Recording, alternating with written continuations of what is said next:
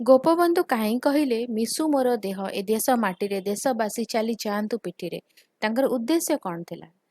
ସେ ବିଶ୍ୱାସ କରୁଥିଲେ ଯେ ତାଙ୍କର ଶରୀର ଏବଂ ଆତ୍ମା ମୃତ୍ୟୁ ପରେ ମଧ୍ୟ ମାତୃଭୂମିର। ସେ କେବଳ ଜୀବିତ ଅବସ୍ଥାରେ ନୁହେଁ ବରଂ ମୃତ୍ୟୁ ପରେ ମଧ୍ୟ ଦେଶର ସେବା କରିବାକୁ ଚାହୁଁଥିଲେ। ଲୋକମାନଙ୍କୁ ମୋ ପିଠିରେ ଚାଲିବାକୁ ଦିଅ କହି ସେ ଶୂନ୍ୟ ଅହଙ୍କାର ଦେଖାଇଲେ। ସେ ସେହି ପଥ ହେବାକୁ ପ୍ରସ୍ତୁତ ଥିଲେ ଯେଉଁ ପଥରେ ତାଙ୍କ ଲୋକମାନେ ଆଗକୁ ବଢ଼ିଥିଲେ।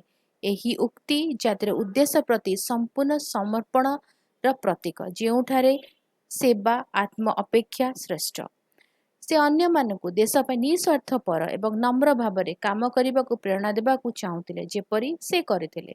ଏହା ପ୍ରକୃତ ଜାତୀୟତାବାଦୀ ଆତ୍ମାକୁ ପ୍ରତିଫଳିତ କରେ, ଯେଉଁଠାରେ ଜାତି ବ୍ୟକ୍ତିଗତ ପରିଚୟ, ଖ୍ୟାତି କିମ୍ବା ଜୀବନଠାରୁ ଊର୍ଦ୍ଧ୍ୱରେ। ଭିଡ଼ିଓଟି କେମିତି ଲାଗିଲା ମୋତେ କମେଣ୍ଟ କରିକି ଜଣାଇବ। ଯଦି ଭଲ ଲାଗିଲା ତାହେଲେ ଭିଡ଼ିଓଟିକୁ ଲାଇକ୍ କରିଦେବ, ଭିଡ଼ିଓକୁ ସେୟାର କର, ଚ୍ୟାନେଲକୁ ସବସ୍କ୍ରାଇବ୍ କରି ବେଲ୍ ଆଇକନ୍ ପ୍ରେସ୍ କରି ଅଲ୍ ନୋଟିଫିକେସନକୁ ଅନ୍ ରଖିଥାଅ। ରହୁଛି, ଦେଖା ହେବା ଆଗାମୀ ଭିଡ଼ିଓରେ। ନମସ୍କାର।